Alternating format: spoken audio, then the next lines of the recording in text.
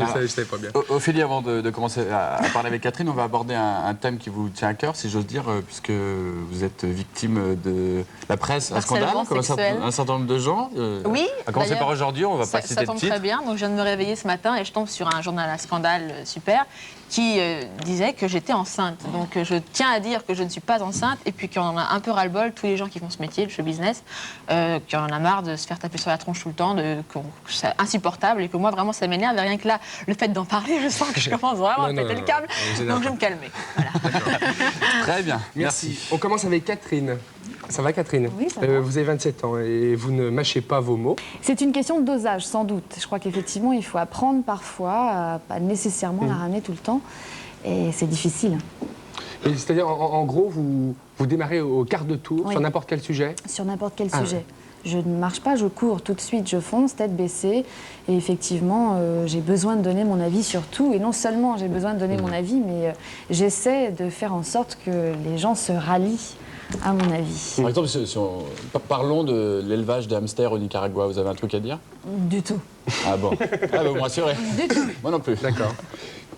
Mais en gros, c'est lié à une espèce d'état d'esprit, Oui. de contradiction? Oui, c'est un état d'esprit, c'est sûrement un esprit de contradiction, beaucoup.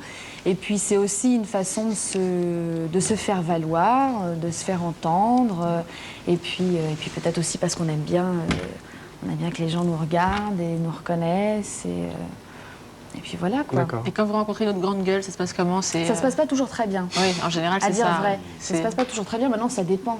Ça dépend. Si je tombe sur une grande gueule qui part un petit peu dans le même sens que moi et qui, en fin de compte, n'est pas là du tout, ni pour ennuyer les gens, ni pour être méchante, parce qu'on est souvent pris pour des gens très méchants, parce qu'on dit des choses blessantes.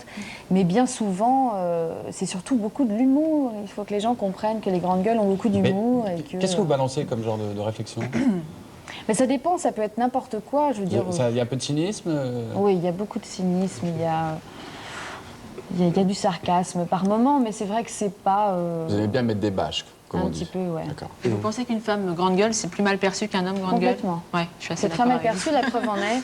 Quand je suis arrivée tout à l'heure, on m'a dit, tiens, pour quel sujet? Grande gueule. Ah bon, il y a des femmes grande gueule. Ah, d'accord. vous. C'est quoi ce monde de macho? Qui a Qui a dit ça? Non, non, Je veux le nom. La grande gueule qui se D'accord. trouve là. Ah, d'accord. Georges Armand, que l'on va retrouver dans quelques secondes, pardon. Vous êtes fait de copines, hein? Je peux répondre à ça parce que, en plus, je lui ai dit, j'ai été très aimable avec elle. On ne l'a pas dit le contraire. Je lui ai demandé comment c'était d'être grande gueule pour une femme. Moi, je connais pas le côté féminin, donc D'accord. je voulais savoir si c'était comme j'ai posé question à Ophélie. Je suis allé la voir en lui demandant ça fait quoi d'être grande gueule pour une femme. En tout cas, Mais je ne suis pas je suis pas le père de l'enfant d'Ophélie. Je te rassure, voici. d'accord. Oh non! Très classieux comme il bouge. Attendez! En tout cas, on verra la vie d'un homme dans quelques secondes avec vous, mais pour le moment, on continue avec Catherine. Vous assumez parfaitement, vous, le fait d'être Oui, grande gueule. Est-ce que pour j'assume. vous, ça a une réelle utilité? Je revendique même, non seulement j'assume, mais je revendique le fait d'être grande gueule. Oui, ça a une utilité. On se prend aussi, effectivement, comme l'a dit Ophélie, beaucoup de portes en pleine tronche, ça c'est vrai. Mais en même temps, c'est utile, ça sert à soi-même, mais ça sert aussi beaucoup aux autres. Parce que mine de rien, on a beaucoup de petits copains, de petites copines qui ont du mal à se faire entendre et qui aiment bien appeler la copine pour se faire aider, quoi. Porte-parole. Et quand on parle beaucoup, on a tendance à dire beaucoup de conneries, je sais de quoi je parle. Ouais. Donc est-ce que vous vous en rendez compte? Ah bah je sais pas, vous vous en rendez compte? Voilà, ça Oui, commence déjà. on se mord les doigts et parfois Voilà. même 10 secondes après avoir dit ce qu'on a dit, oui, on se mord souvent les doigts, bien sûr. Ophélie, vous avez une presse plus qu'abondante, Oui. que vous ne contrôlez pas tout le Pas temps. du tout. Est-ce qu'il y a des choses que vous avez pu dire à la presse que vous regrettez aujourd'hui? Bah, à la presse, enfin, j'essaie de faire relativement gaffe, mais oui, plein de fois j'ai dit des conneries monstrueuses. J'ai été, à l'époque où on me branchait beaucoup sur les petites, les filles qui sortaient de chez M6, Vanessa Demouy, un tas de filles qui n'existaient pas réellement. Moi, je les ai fait exister en parlant et en les descendant, alors qu'en fait, je me rendais pas compte. Je me suis dit, ouais, je vais les descendre, je me sens pas du tout pareil qu'elles et tout. Alors, carrément, je mettais le doigt sur elles, je les dénonçais, et je me suis rendu compte après qu'en fait, je les faisais exister en parlant d'elles. Si je les calculais pas, bah, elles n'existeraient pas. Donc, c'est vraiment un truc très con. Et après, donc, ces personnes concernées se sont bien sûr vengées dans la presse et ça a fait des trucs pas possibles et c'est complètement En con. plus, c'est vrai que Oui, c'est vrai. tout ce qui est dit dans la presse est repris par les autres journalistes, donc Ouais, non, on mais c'est un n'en sort truc, jamais. C'est un truc à la con. Et votre type de caractère, vous pensez que ça a vraiment des avantages? Oui, je pense que ça a des avantages parce que ça vous sert dans le milieu professionnel, parce que vous êtes à l'aise facilement avec du monde. Et puis, maintenant, c'est vrai que ça vous dessert aussi par moments, c'est clair. Ça vous dessert pas mal, mais en fin de compte, en règle générale, moi j'aurais tendance à dire. Vos derniers éclats, c'est quoi? Mes derniers éclats, ça a été un petit coup d'éclat dans le métro, par exemple, avec un contrôleur SNCF que j'ai trouvé particulièrement harcelant. Et alors que d'ailleurs j'avais mon ticket, mais j'avais des petits copains qui eux l'avaient pas. J'ai défendu le bout de gras à tout le monde. Chaud bouillant ou... Je dirais méchant. que ouais, méchant. Je suis tombée sur un méchant. Ouais. Donc j'ai voulu défendre le petit bout de gras des copains et des copines, et en fait, du coup, il a même plus porté le moindre intérêt à ceux qui n'avaient pas de ticket. Et comme je l'ai agressé verbalement, bien sûr, parce que je suis absolument pas violente, et ben ça s'est un petit peu envenimé. Il a fini par appeler des CRS parce qu'il voulait même plus m'adresser la parole, et il voulait me coller un procès sur le dos pour agressivité envers un agent assermenté, quoi, on va dire. Outrage à contrôleur. Exactement. Voilà. Très bien. Très bien joué. Ici, Avec l'âge, vous avez l'intention de tempérer un peu ou Je tempère déjà depuis un bon petit moment. Surtout depuis que j'ai un enfant, en fait, ça m'a appris à tempérer énormément de choses. Merci à vous, Merci Catherine. beaucoup. Merci à vous. Il y a plein de coups de gueule en tout genre qui ont marqué l'histoire de la télé, du showbiz, etc. On regarde tout de suite un petit montage signé Jean-Christian Régnier, Ophélie. Oui. Vous avez l'air d'un vrai dégueulasse. Mais c'est vrai, depuis des années, moi, quand j'étais petite, tout le monde disait ça de vous, que vous étiez un vrai dégueulasse, que vous n'étiez même pas rasé. On appelle ça une fraise. Elle est espagnole. Ça me dégoûte. Attention. Peut-être qu'il va faire un film avec Ducruet. Le louche, là, je lui conseille. Ça ne veut plus rien dire, le lycéen. C'est des merdeux. Alors, il faut des trous du cul. Des cons. Merci, Chiron. Moi, je veux dire que vous nous emmerdez avec ces Spice Girls de merde. Elles font de la merde. Qu'est-ce qu'ils ont à se jeter comme ça? C'est difficile avec vous à la télé. Vous parlez beaucoup, vous montrez quelques images assez pauvres qui ne peuvent pas en dire grand-chose. Je dis, vous êtes con. Je suis vulgaire. Vous êtes au-delà du vulgaire. Mais bien sûr que je suis au-delà du vulgaire. Ces journalistes ont mes couilles, ça merde. Non, restons corrects. Merde! C'est pas vous. Payez une copie, c'est grave. Ils ont payé un carton. Ils ont payé un carton sur les blessures. Et là, vous mettez un carton rouge. Vous avez pas honte quand même. Alors, je voulais faire un truc rigolo. Mais vous voyez, je suis quand même un peu triste. Alors, comme il ne faut pas faire des choses tristes trop longtemps, je prends ce 7 d'or et puis je le mets là où se trouve le service public, c'est-à-dire par terre.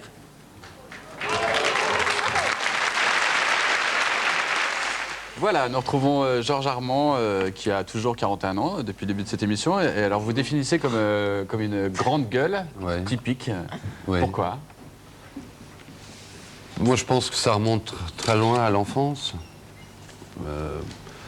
Probablement que mes parents, je me suis cru pas aimé par mes parents et que j'ai décidé d'exister à tout prix, quoi.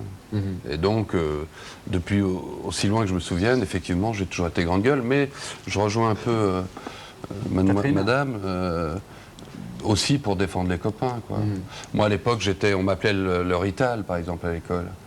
Maintenant, on dit les bougnoules, et avant, on disait les Rital. Bon, c'est vrai que je gueulais, que je mettais des coups de boule à l'époque. Donc déjà à l'époque, j'avais un... C'est pas seulement grande gueule, c'est forte tête aussi. Hein. Oui, oui, tout à fait. Oui, oui. Mais j'ai pris des claques aussi, j'ai pris des coups. Parce que grande gueule, on en donne et on en prend. Et ça vous a causé beaucoup de tort? Oui, oui. Plus dans ma période 25-40, oui. C'est quand on est fougueuse. Hein. J'ai perdu des jobs, oui. J'ai été viré à cause de ça. Et comment réagissent les personnes extérieures? Où elles me laissent, où elles me prennent. Mais effectivement, à vrai dire, j'en ai pas grand-chose à faire. Ah d'accord, mais en tout cas pour votre entourage proche, c'est quand même important pour vous. C'est difficile C'est difficile. C'est difficile surtout quand ma fille, Camille, que je salue, me dit « Papa, calme-toi, laisse parler les autres » ou que ma femme me le dise. Ma femme, elle me dit souvent tu as raison sur le fond, mais c'est la forme qui pêche.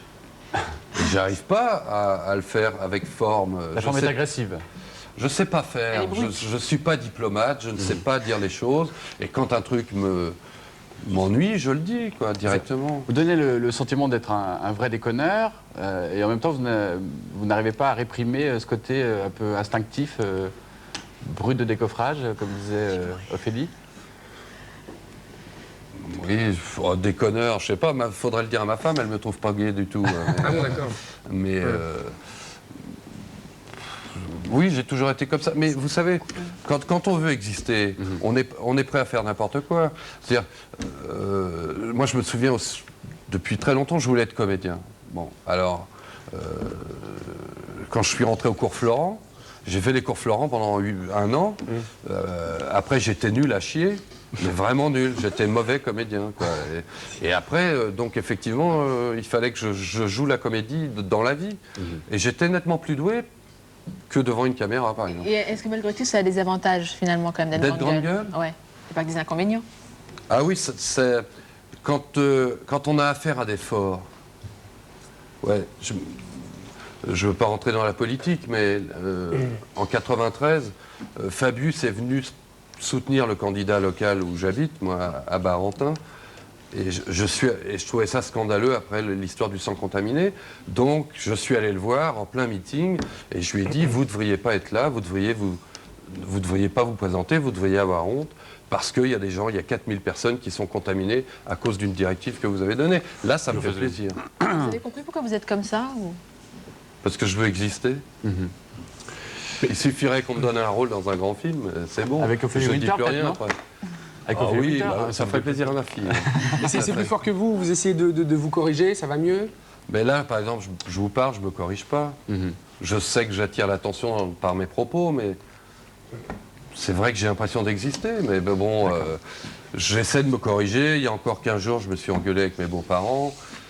Et ils ont eu raison. Je veux dire, je ne me suis pas contrôlé. Je suis sorti de mes gonds parce qu'ils disaient des choses qui ne me plaisaient pas. Bon, j'espère que ça va s'arranger avec vos grands-parents. Bon.